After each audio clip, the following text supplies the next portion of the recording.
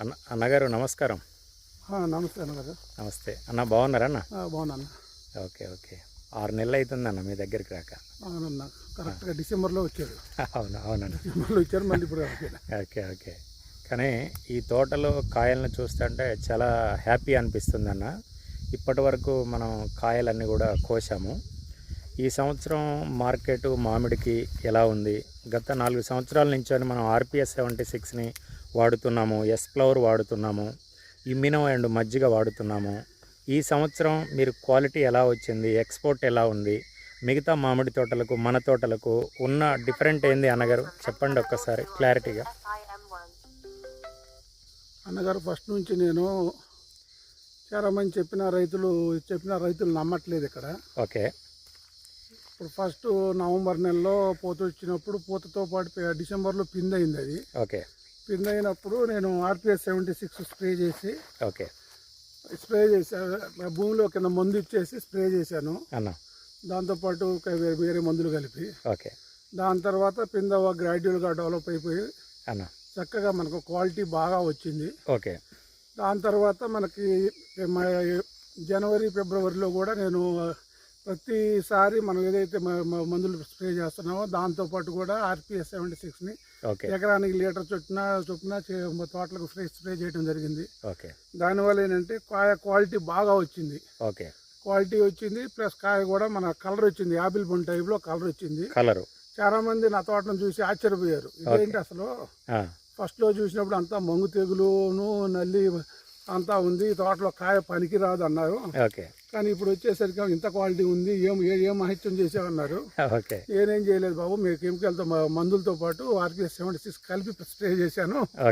దానికి అనుకోకుండా నాకు ఈ క్వాలిటీ వచ్చింది కాయ అని చెప్తే, ఆ కాయ చూసిన తర్వాత మార్కెట్ వాళ్ళే వచ్చి మేము ఎక్స్పోర్ట్ పంపిస్తామండి కాయని, మీ కాయలు మాకు కావాలని Vijayawada Dharani export and import company వాళ్ళు వచ్చి, Dharani export and import company Vijayawada వాళ్ళు వచ్చేసి వాళ్ళే తోటలోనే చాలా మంది రైతులకు మామిడికాయకి ఈరోజు ఈ సంవత్సరం రేట్ లేదు, ఏమీ లేదని చెప్పేసి బాధపడతా ఉంటారు.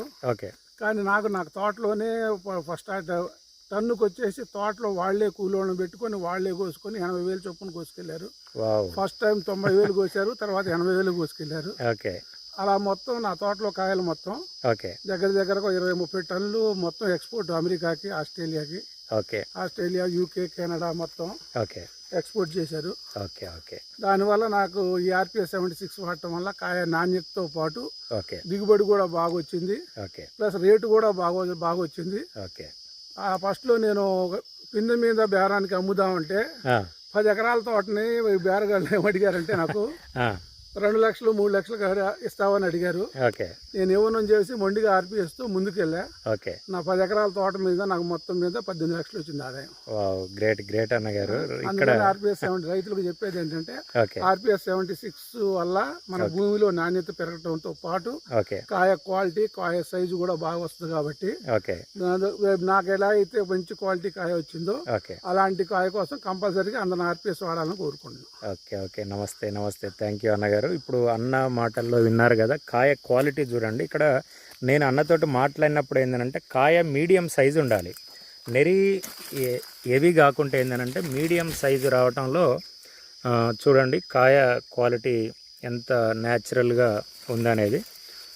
రెండవది ఏంటంటే ఎన్ని గాలి దుమ్ములు వచ్చినా కానీ ఏంటంటే కాయ కూడా రాలకుండా మొత్తం టోటల్గా రావటం జరిగింది. రెండవది అన్నగారి మాటల్లో విన్నారు కదా, ఈరోజు 10 ఎకరాలలో ఏంటంటే 18 లక్షల రూపాయలు, అంటే 2 లక్షల రూపాయలకు మాత్రమే వాళ్ళు అడగటం జరిగింది.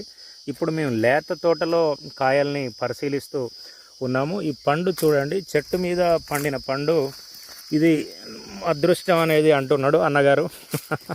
ఈరోజు చెట్టు మీది అంటే ఆర్పిఎస్ పండ్లు, ఇవన్నీ కూడా ఆర్పిఎస్ తోటి అద్భుతంగా క్వాలిటీ. ఇప్పుడు చెట్ల కింద పండ్లు ఏరటం అనేది జరుగుతుంది. చూడండి, ఇది పట్టుకోండి ఎంత క్వాలిటీ ఉన్నాయో చూడండి.